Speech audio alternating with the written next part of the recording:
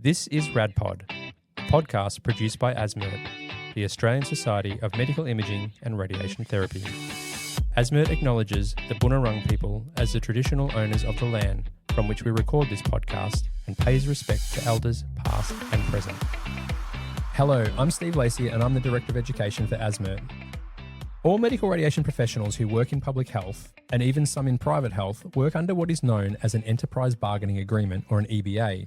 These EBAs are generally negotiated between a union and state government, with these negotiations taking place every few years. But here's the thing, could you explain with confidence to a new graduate or student what an EBA is and where you can find it?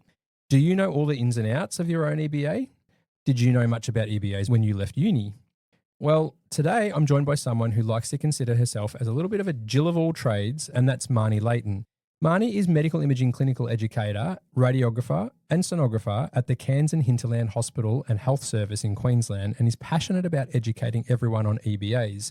She also knows how to get the attention of a politician. So welcome to RadPod, Marnie. Hi, thanks for having me. So let's start with the obvious question, Marnie. What is an EBA? Well, an EBA is best understood if you actually understand the award and the difference between the two. So the award is a legal document that sets the minimum pay rates and other conditions for a specific industry or occupation, and these are actually set by the Fair Work Commission. EBAs are similar but provide better conditions and wages that override the award, and these are negotiated between unions and employers, usually, well, in Queensland's case, every 3 years. They should always result in better pay and conditions. And I think it's really important to tell you here that when I say unions, I mean members, because that is what unions really are. And I can tell you from personal experience that the union organisers, this is the employees of the union, they actually assist and guide us. But at the end of the day, the decisions are made by the members. So in short, EBAs are the result of decades of hard works by your professional peers to help create the best working conditions possible. Okay, right. So the EBAs themselves, do they just cover one profession? Some do. Nurses, teachers, police, often these high-profile professions do get their own. But, for example, and most of the stuff I'll refer to today will be related to Queensland Health because obviously that's where I work. But our EBA is called the Health Practitioners and Dental Officers Certified Agreement, which gives you a bit of a clue that it's more than just radiographers. Yep. So just this week, one of my fellow bargaining teams, little shout out, thanks Dan, he went in and had a look to see that our EBA covers 51 health practitioner disciplines, 28 clinical assistant disciplines and dentists. So, wow. Yeah, I know. I was quite shocked actually when I saw that.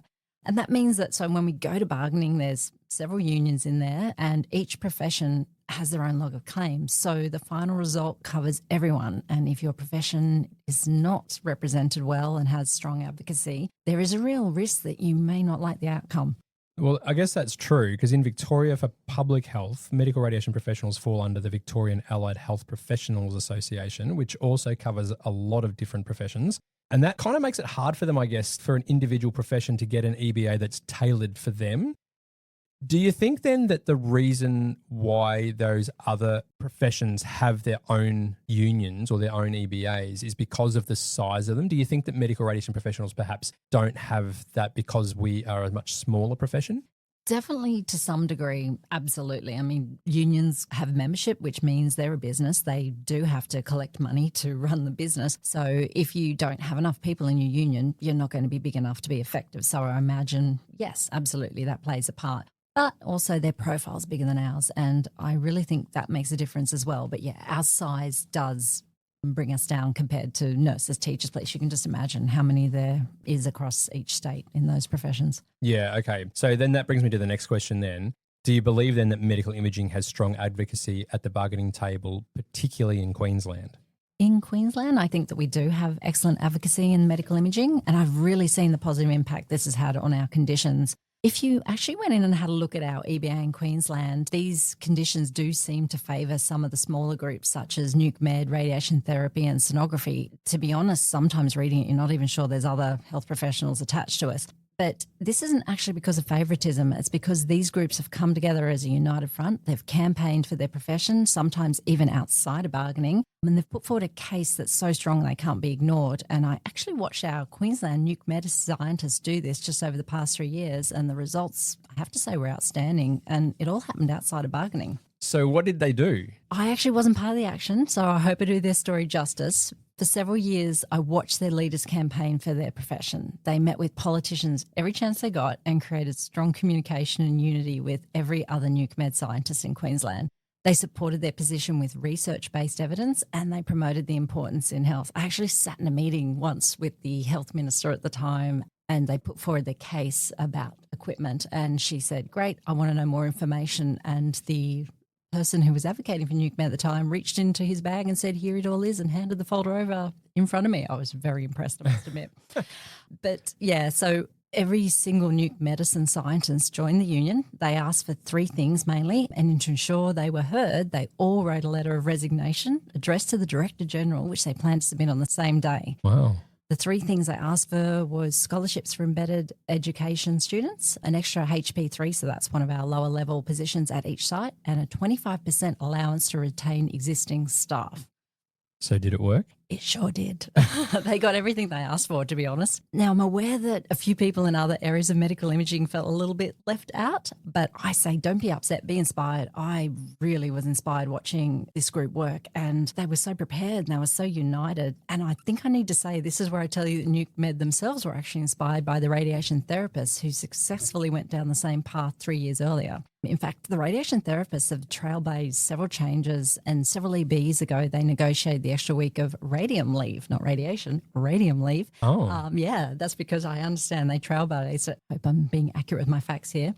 And yeah, the nuke med and radiographers follow suit with this same week of extra leave thanks to their efforts. So yeah, go forth, be inspired, get together and don't stop campaigning. Yeah, right. So how do we make ourselves heard when you do feel like you're a little bit powerless? I have to say I believe power starts with knowledge, and so understanding your EBA award and having a basic knowledge of what they include is really vital. Now, I'm going to say basic knowledge because these documents are really big and really confusing, but even just familiarising yourself with the table of contents is a great place to start. It will lead you to the most interesting bits, and trust me, you'll go straight to the leave and what do I get paid and my penalties, which is great. But it I think you're right, no, because honestly, I've seen the one for Victoria, and the one for Victoria is like well over 200 pages long, and you get overwhelmed if you're looking at it at face value. But when you really look at that table of contents, you're just like, I wonder what I could get for this. Yeah, so people go through, yeah. Oh, no, actually, they want to look at that bit. But it does open your eyes, but it's still confusing, I must admit. And from there, I'd say you need to understand these are legal documents and they must be honoured. So, and without disrespecting our employers, sometimes these documents are hard to follow from their end too. So I believe it's everyone's responsibility to implement the conditions and identify times when it doesn't happen. EBAs and awards offer you protection and no one should ever be afraid to say, I don't think my conditions are being honoured. These documents are approved at a level way above your directors, your CEOs and even the hospital boards. And so you should never stop at these levels if you think something has been misinterpreted or not honoured. How do you do that then? If you're a union member, you just go straight to the union. To be honest, they are really good at following the rabbit hole of looking at the EBA, seeing if there is an issue, and then the very long number of documents they sometimes have to follow to get the answer. And yeah, it does make it easy. If you're not a union member and you feel like your line manager or your HR can't help you, you can go to the Fair Work Ombudsman website and you can even contact them if you want more advice.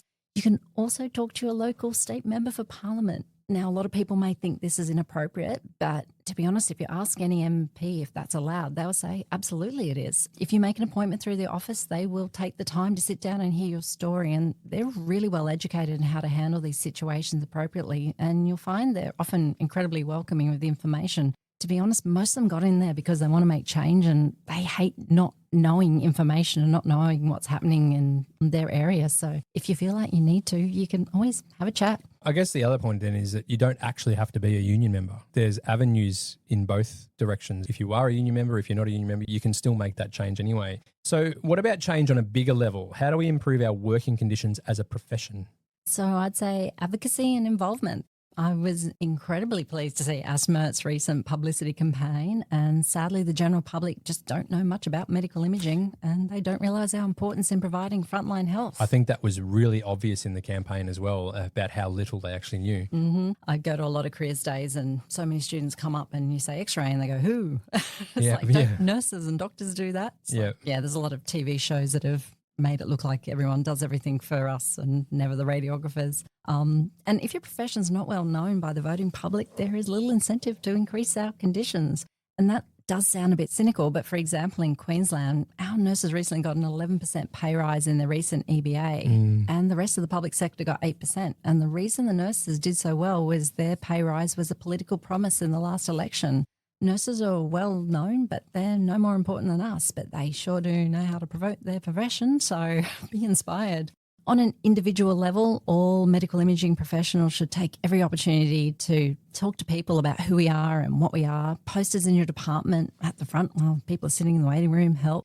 And I do know ASMERT has some great resources and promo videos. And I must admit, I took the QR code to my careers day. That was very popular with the students. You can go to the work experience nights, as I'm saying, careers expos. They're great fun, do wonders, recruitment, promotion. I think I've had about 12 people now tell me it's my fault that they became a radiographer or sonographer, so I wear that with a badge of honour. To be honest, if you're ever near a politician, respectfully, and I'm always respectful of them and their position, but you can take a moment to ask if they would add the words allied health to their statements when they say doctors, nurses and paramedics.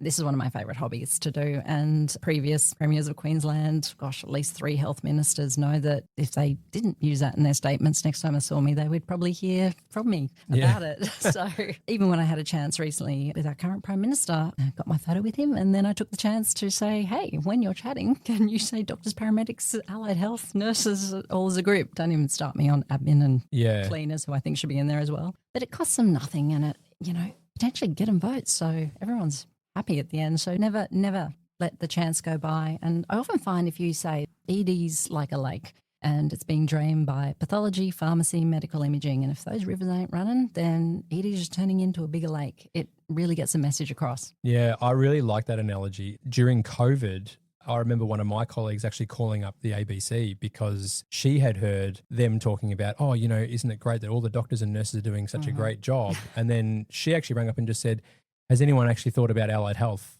Because they actually make up quite a large proportion of the hospital too. So it's clearly advocacy that we need for this as well. But what do you mean by involvement? So I'd say involvement is kind of that next level where you put yourself in a position to formally progress our profession. There's lots of ways you can do that through active involvement, research, committees, ASMERT, being part of the MRPBA and other relevant bodies. But you can also do it through unions. So in my pathway, with my union involvement, I started by becoming the department delegate. To be honest, it was kind of like no one else wanted to, so that's how I ended up in there. My local organiser quickly realised I had a passion for the profession and was quite vocal about it, so she nominated me to be an industry committee member. I'll be honest, I really didn't even know what that meant, but hey, I was game. And once I became part of the industry committee, other opportunities just started to arise, and over the years I pretty much just said yes to everything, and I became involved in several groups. In the previous EBA, we had a commitment to review the musculoskeletal disorders and sonographers. So I got put on that review group with Queensland Health. That was a year of gathering data evidence that came up with a DG recommendations. We've got plans that are being developed over that. I got asked to be part of the National Health Leader Group, which I said yes to, joining my first online meeting, and in pops the Federal Health Minister. I sort of knew it was happening, but I was quite shocked when he appeared on the screen. I'm obviously part of the bargaining team for the EBA, the last one, and really heavily involved in the one that we're currently going through. One of the really interesting groups I'm involved in is the Health Practitioner Dental Officers Committee, but this is actually a group that meets several times a year, and we actually go through the EBA that I've helped bargain just to ensure that everything's progressing, it's being honoured. The Chief Allied Health Officer is usually in these meetings, so yeah, it's really interesting to be part of these groups that are overarching and looking at allied health and all professions as a whole. And it sounds overwhelming, and I'll be honest, at times it is a bit, but we are well trained by the union. Organisers are always there to help educate, enable, support, talk us through it. But yeah, it's really, really interesting, liberating, educating. I don't regret any of it.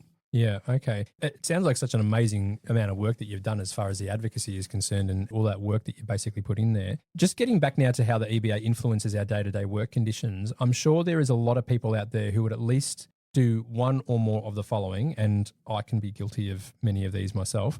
Firstly, checking emails outside of work hours, including during holidays, skipping tea breaks on busy days, not going home at the finishing time of your shift and not claiming the overtime, doing a bit of extra work at home. So how much of this do you think actually occurs? I'd love to sit here and say I never do it, but I'm totally lying myself. So there was actually a report by the Australian Institute in 2023 that found an average of 5.4 hours of unpaid work a week, which equates to 281 hours a year, which is 7 weeks of full-time work, which is losing a cumulative of $131 billion a year in unpaid work. So it's not just me.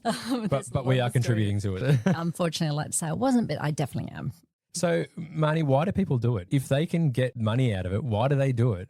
I think it's because we care so much. We care about our patients, our professions, the quality of our work. It feels like we're part of the job sometimes, especially for senior positions. I guess we think everyone does it. We don't have a choice because the work needs to be done. And my favourite excuse, that's probably my personal one that I use, is, look, I'll just be sitting at home thinking about the work if I don't do it. Yeah, there's so many excuses, but none of them really are correct. We really shouldn't be doing it. Absolutely. Then we get to that point of how does the EBA then fit into this? So to be completely honest, the work hours and breaks aren't actually even in the EBA conditions, but they're actually in the award conditions, which means they've been recognised as a non-negotiable. We don't negotiate awards. They're set by, as I said, the Fair Work Commission. So we don't even need to bargain or discuss them. If it's in your award, well, even in your EBA, it should absolutely be complied with. And we all need to consider the implications if we don't go home on time or take breaks. So besides the obvious working for free, there's also fatigue implications. And by trying to go above and beyond, you may open yourself up to issues if you work overtime, particularly without approval or instruction, even if you work through your unpaid lunch breaks. And I know we're doing it for the patients and our colleagues often, but it damages our profession and working conditions long term. These behaviours become the norm and the burnout becomes our reality. Patient care, service quality, they really do suffer. And if you do need to stay behind or work through unpaid lunch breaks, especially for clinical reasons, you should absolutely claim this overtime. Mm-hmm. And that will be listed in the award or EBA, how you do that. And it not only is the right thing to do, but it provides evidence to support our workforce planning, appropriate staffing levels, and it also covers you as a practitioner for the work you do outside the hours that you're assigned or I think that, to. I think that's a really good point, Marnie, because I know that if you are ever wanting to put a business case forward for more staff, then the people who are looking at that business case are going to be like, I just want to see the data. I want to see the figures. Like that, they don't necessarily know how much work you're doing, how stressed you are in terms of how much work you're doing and that. All they want to see is the figures. So if they're seeing the figures that we're claiming more overtime, then they will see, okay, they're claiming more overtime. How do we stop the amount of overtime that's being claimed? We need to put some more staff on in order to help with that. Absolutely. If it's not on paper, if it's not in the budget, it doesn't exist. At my workplace, because of my union involvement, I get to sit in, they're called Health Consultative Forum, Local Consultative Forum meetings with executive, and they bring up issues in that and they go through workload forms, and quite often I hear allied health,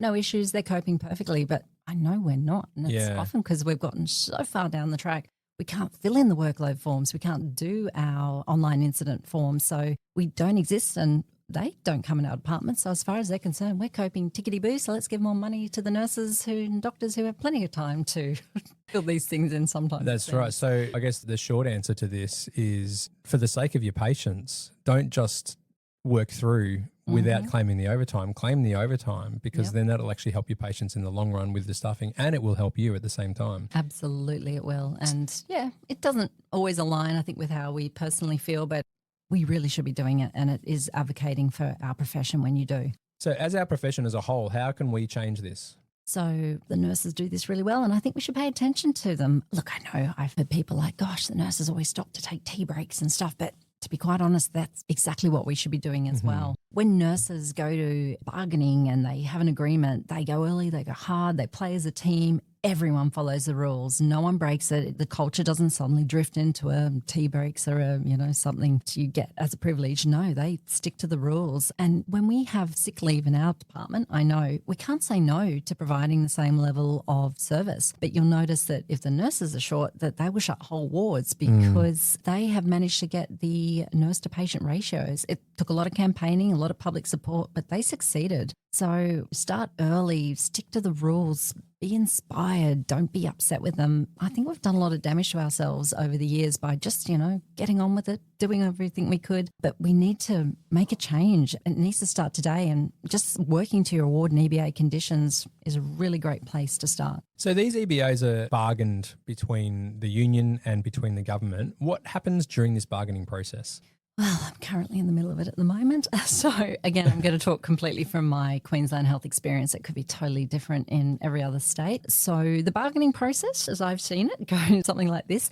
Communications start to be disseminated by the employers and relevant unions as you lead up to the expiration date of your specific EBA. The union sends out surveys or some form of communication to build a log of claims. A log of claims is basically just a list of changes, improvements, requests that members want to consider by Queensland Health to improve our working conditions. Once the log of claims is completed, the industry committee, which I'm a part of in Queensland, meet to discuss the common themes, and we compile a final list for bargaining. And they're quite big. They're several pages long just from our union and from our perspective often. The industry committee is a representative group of delegates from across the state. And in our industry committee, for example, we have representatives from medical imaging, sonography, nuke med, breast screen and radiation therapy. But just remember, all the HPs are involved in this. So we're all sort of doing it as an industry committee. From there, we run a bit of a who wants to be in the bargaining team. People put their names forward, they get voted on. You don't actually have to be in the industry committee or even a delegate to be in the bargaining team, though you do have to be a union member. Once we've decided on our bargaining team, Queensland Health gets theirs together and we get together and start meeting. And this can go on for months. We were meeting 8 hours every Thursday for the last several months just to get all the claims across the table. There was 2 big unions in there, United Workers, which is ours, and Together. And it took that entire time right up to the week before to get all our claims across the line and spoken to. Then once you've completed the bargaining, hopefully you get yourself an in-principle agreement from the employer. So they put out okay, we've listened to everything, this is what we're offering, and then the union members get to have a vote. If you don't get an in-principle agreement or over 50% of the members vote no, you may need to go to conciliation or even arbitration. So during this time, if it goes to that and we haven't agreed, then the industrial actions can get approved by the relevant, in our case, it's the Queensland Industry Commission. It actually has to be voted on, though, by union members to get to that point. And so once that's been voted on as a yes, and the industry committee have said, okay, we approve it, then you can go into your actions. And it does start small and builds itself up to everyone thinks strike action, but it doesn't always start at strike action. So we're currently right in the middle of that now. Our EBA on, I think it was the 16th of October, expired.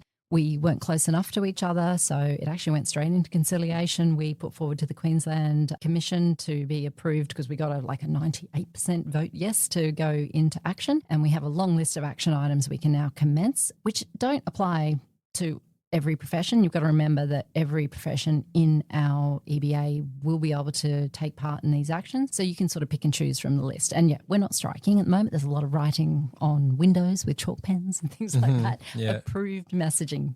So conciliation can go on for 6 months. It's like mediation, and then it goes into arbitration if you can't agree. Wow, that is some process. Once the EBAs are agreed upon and the majority of the members vote yes, then you do need to be very careful with the wording of these EBAs, right? Absolutely. This is, every time I read an EBA, I get so confused, and words matter. Individual words matter. So we have a couple of clauses in where a single word actually makes a big difference. So our fatigue rule says between shifts. So that's been interpreted as you have to have worked yesterday to be between shifts. So if you worked Friday and you're on call Sunday night, it doesn't apply to you because you're not between shifts. We'd love to get rid of that from a union perspective. But the other thing we have is when we have our recall rates where we get a minimum of 3 hours pay per recall, it's the letter is in front of recall. So we say that means recall. So if you get called in, you come in, you're home half an hour later and you get called again, that's recall. So it starts again. So you get another 3 hours, even though you're still within the 3 hours of the original one. And so it just keeps resetting because it's recall. So Queensland Health would probably love to get rid of the letter Right, but at the moment you still want to keep it in there. So that one comes up a lot. I think one thing that I found a little bit frustrating about EBAs is that the wording can sometimes be open to interpretation, and that actually makes the EBA subjective. Very from both sides. But it's not supposed to be that way, is it? No, I sort of have this conspiracy theory that there's a group sitting in Queensland Health and there's a group sitting in unions and they're just reading every line, every comma, trying to interpret it in their direction. So it constantly changes throughout the period between your EBAs where you'll suddenly get a notice going, actually, we've decided it's not a recall. And the union comes in and goes, yeah, well, no, yes, it is. So, yeah, it is subject to interpretation and it does get looked at and it does get challenged constantly, even outside of bargaining. It's a bit frustrating, I'm sure. And while we're on the topic of membership, I hear a lot of people say, are you a union member or are you an ASMERT member? What do you think that ASMERT can do that the union cannot do? Well, quite a lot. When you're looking at it from a whole profession aspect, I think ASMERT advances the profession through education, advocacy and improvements at all levels. The recognition, the progression of our profession then helps the unions bargain better conditions and expand the workforce. When you're looking at it from a personal, individual perspective, ASMERT provides you with guidance, education, evidence-based tools and resources that help us develop as a professional and keep up with the advances in practice that are just so rapidly changing at the moment. ASMERT also provides you with the professional indemnity insurance. So, yeah, you get a lot out of ASMERT that the union doesn't. Some of it does cross over, but, yeah, they are quite separate bodies. All right. And I've always said that the union negotiates on how much you get paid and what your working conditions are. But ASMERT advocates for what you should actually get paid for. I think that's a really good way of putting it. That's absolutely summarised what I just said in a couple of sentences. So it's kind of like talking about what your scope of practice is and things like that. So what are the advantages then to becoming a union member? Pretty much like what you just said, that the union advocates for your working conditions and supports you in the workplace. If you get injured, if you get bullied, your conditions are breached, that's their bread and butter. They're there to help you. Being part of the union helps support the bargaining process as well, because the more members there are, the more attention people pay. So if you're going to go through industrial action and you're finally going to walk out and strike and sit across the road with your little picket line, if you've got 10% membership, they're not really going to care. But, if they know 90% of the workforce are going to walk out and you have to be a union member to walk out, let me make that very clear, or they can get very cranky with you, it makes a big difference. Professional bodies and your unions are kind of an important symbiotic relationship.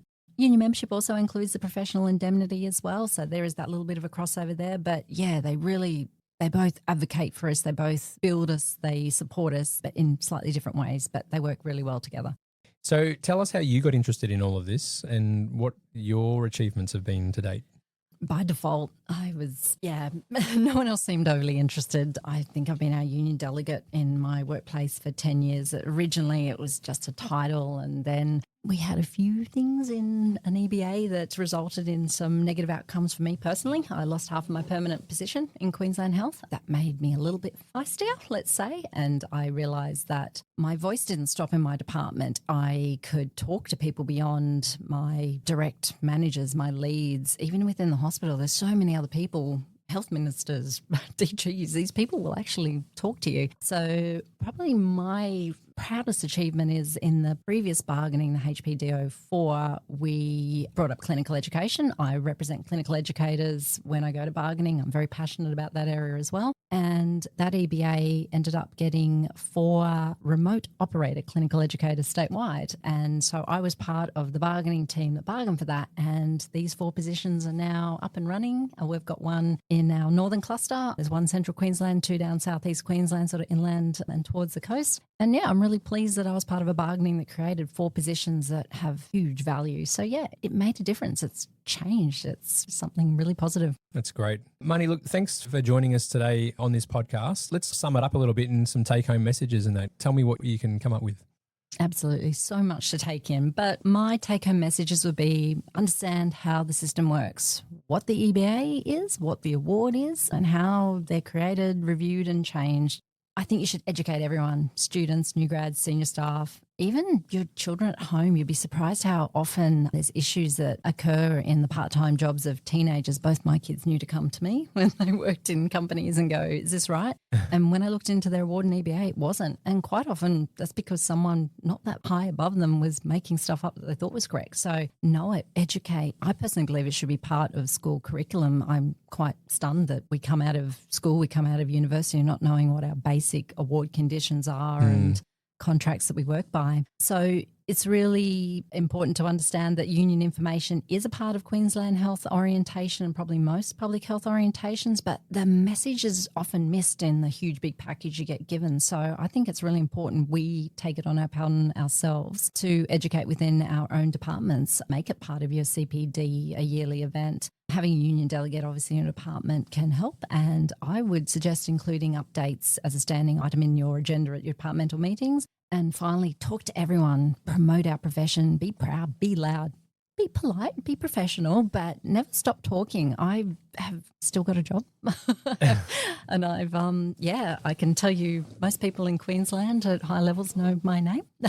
And they're actually very open and receptive to being spoken to most of the time. That's wonderful to hear, Marnie. Thank you very much for joining us. You are very welcome. Thank you. Thanks for listening to RadPod, a podcast produced by the Australian Society of Medical Imaging and Radiation Therapy.